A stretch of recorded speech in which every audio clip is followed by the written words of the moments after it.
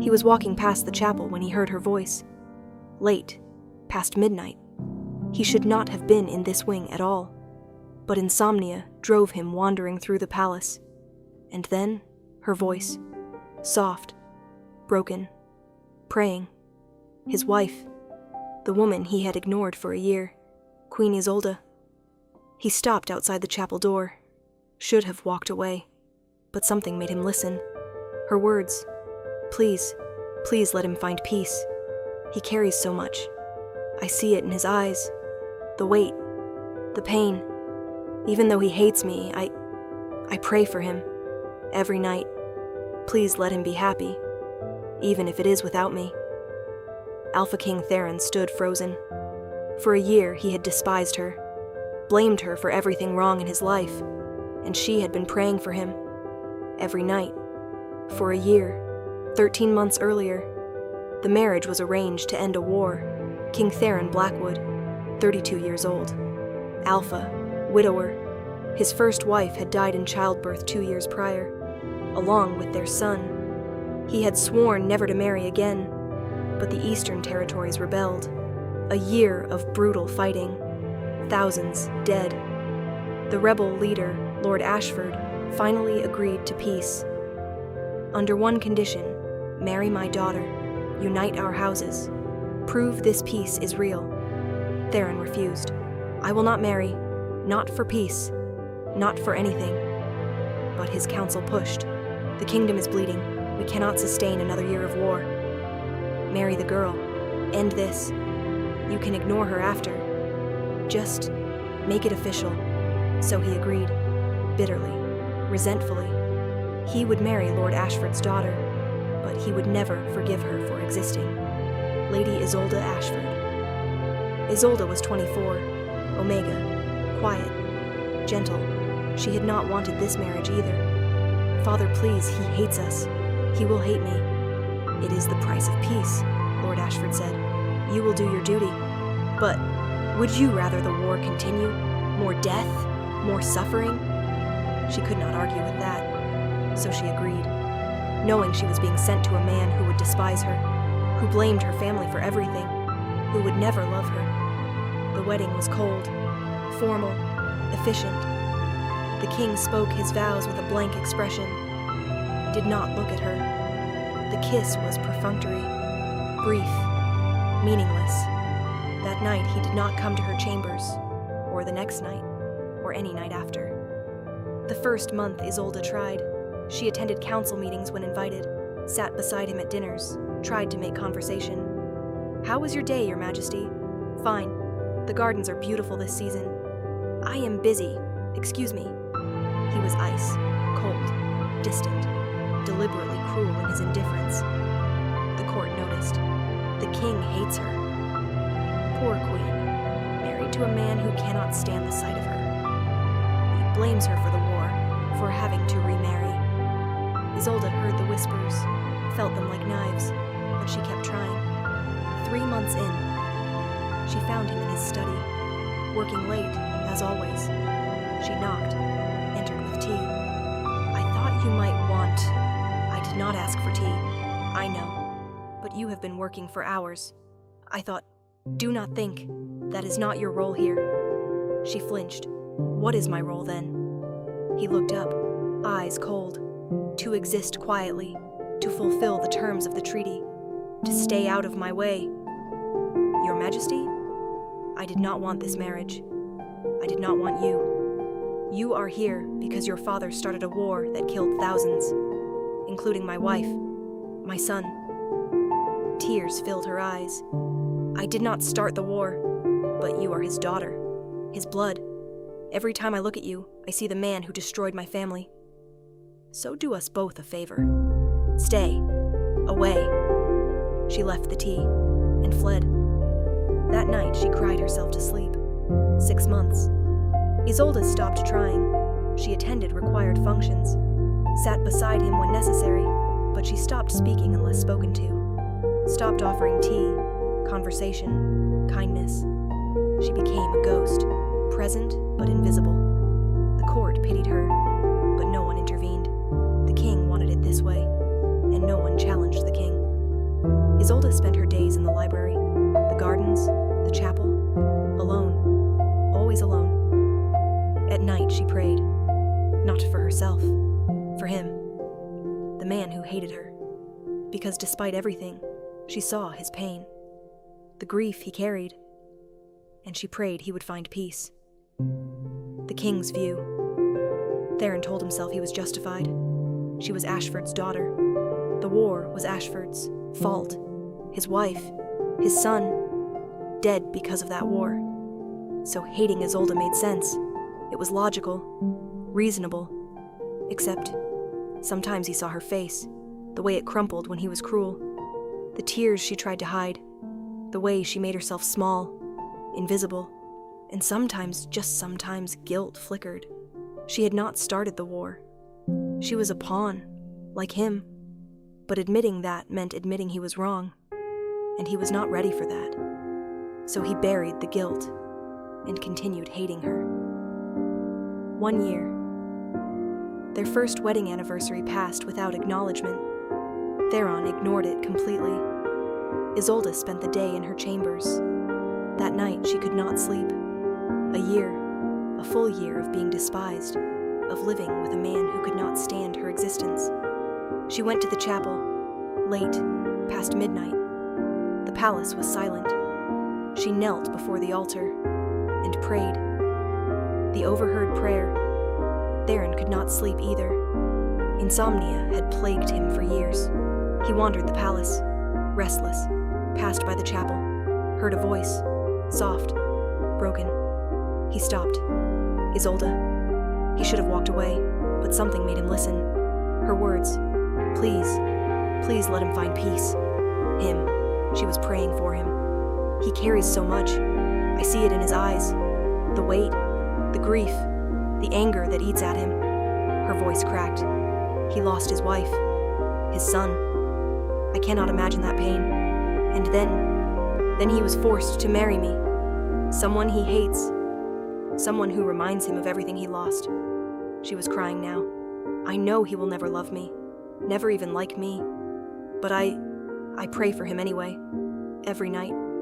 I pray he finds happiness, peace, that the weight he carries becomes lighter. Even if it means I am not here, if my absence would bring him peace, I would go, gladly. I just want him to be happy, even if it is without me. Theron stood frozen, every word a hammer blow. She prayed for him, every night, for a year, while he treated her like poison. He pushed open the chapel door. She gasped, spun around, tears on her face, eyes red. Your Majesty, I did not know you were... How long? His voice came out rough. What?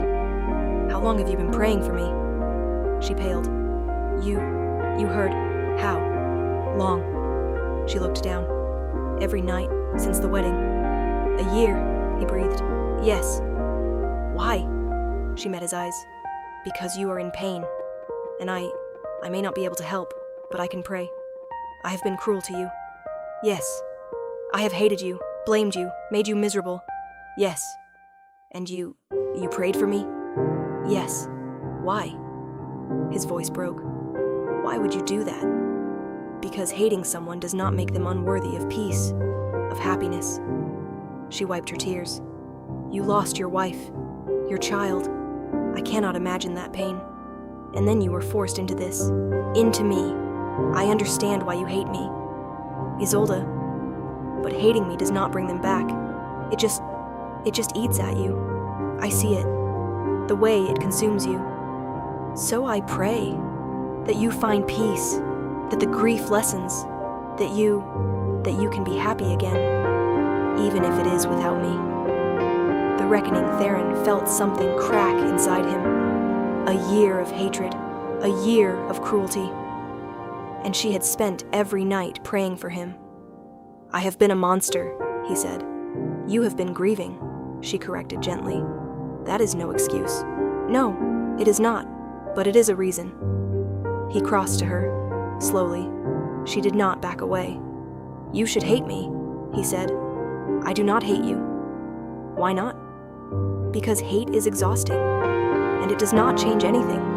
It just makes everything hurt more." She looked so tired, so worn down. A year of living with his contempt. And she had endured it with grace. "I am sorry," he said, voice breaking. "I am so sorry. Your Majesty, I blamed you for things you did not do, made you suffer from my grief, treated you like you were nothing." Tears burned his eyes. "And you prayed for me, every night, for a year." "Yes." "Why?" he asked again, desperate to understand. "Because you are a good man carrying impossible weight, and I wanted to help, even if the only way I could was through prayer." He dropped to his knees, in front of her, the Alpha King, kneeling before his despised wife. "Forgive me," he said. "Please, I do not deserve it, but forgive me." She looked down at him, this man who had made her life hell, who had broken her spirit slowly over months, and now knelt before her, asking forgiveness. She could refuse, walk away, let him suffer as she had suffered. But that was not who she was. She touched his face, gently.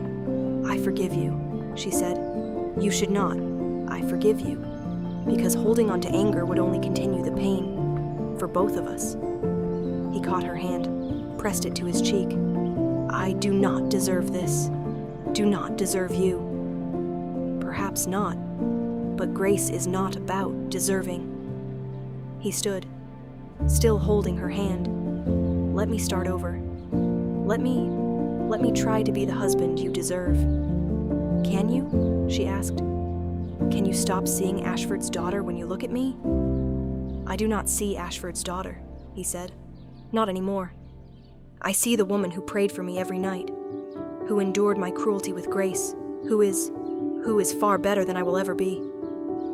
I see you, Isolde, for the first time. I see you." The months after change did not happen overnight. Trust had to be rebuilt slowly. But Theron tried.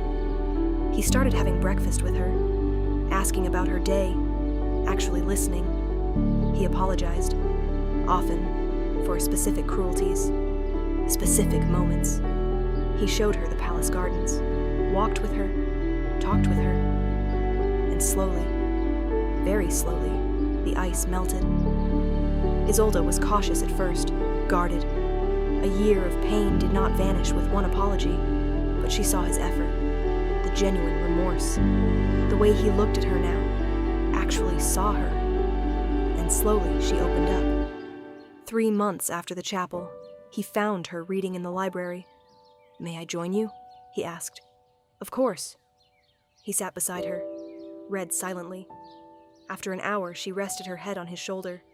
Tentative, he froze, then carefully put his arm around her. "Is this all right?" he asked. "Yes," she said. "It is." 6 months later, they stood in the chapel, the place where everything changed. "I still pray here," Isolde said. "Every night." "For me?" Theron asked. "For us. For peace. For healing." He pulled her close. "I love you," he said. "I know I do not deserve to. I know I have no right. But I love you." She looked up at him. "I love you too," she said. "Even after everything I did? Not despite it. Because of what came after. Because you changed. Because you tried." He kissed her. Soft, reverent. The first real kiss of their marriage. "Thank you," he whispered, "for praying for me, for forgiving me, for loving me when I did not deserve it." "Grace is not about deserving," she said again. "It is about choosing love over hate, forgiveness over bitterness." "You are extraordinary," he said. "No, I am just tired of hate, tired of pain. I chose something different, and I will spend the rest of my life being worthy of that choice." 2 years later, the court marveled at the transformation. The king who had hated his wife now adored her. The queen who had been invisible now shone. They walked hand in hand, laughed together, loved openly. One evening, Theron found Isolde in the chapel, still praying. He joined her, knelt beside her. "What do you pray for now?" he asked. "Gratitude, for second chances, for love found in unexpected places, for healing." He took her hand. "I am grateful too. For you, for your grace, for the night you prayed, and I finally listened." She leaned against him. "Do you ever think about that first year?" she asked. "Every day, with regret, with shame, with wonder that you forgave me." "I think about it too, but not with regret, with gratitude." "How can you be grateful for that pain?" "Because it taught me who I am, what I am capable of, and it showed me that love can grow even in the hardest soil." He kissed her forehead. "You are wiser than I will ever be." "No, just tired of carrying hate. So I chose something lighter." They prayed together, for continued healing, for their kingdom, for their growing family. And Theron thought about that night, walking past the chapel, hearing her prayer, realizing that the woman he despised had been praying for him all along. That moment changed everything, because sometimes the most powerful force is not anger or revenge. It is grace, the quiet, persistent, devastating power of someone choosing to pray for their enemy, to wish them peace even while suffering, to forgive when they have every reason not to. That kind of grace changes everything. The end, the Alpha King despised his arranged bride for a year, treated her with cruelty, made her invisible, blamed her for everything, until he overheard her praying for him in the chapel, every night, for a year, praying for his peace, his healing, his happiness, even if it meant without her. Sometimes the most powerful act of love is praying for someone who hates you, wishing them peace while they cause you pain, choosing grace over bitterness. That kind of love changes everything. What moment touched you? The year of despised marriage? The overheard prayer? The kneeling apology? The forgiveness? The slow rebuilding? The real love growing? Share your favorite. If this story moved you, like and subscribe for more tales of arranged marriages becoming real love, grace defeating hate, prayers changing hearts, kings learning to see, and love growing in impossible places.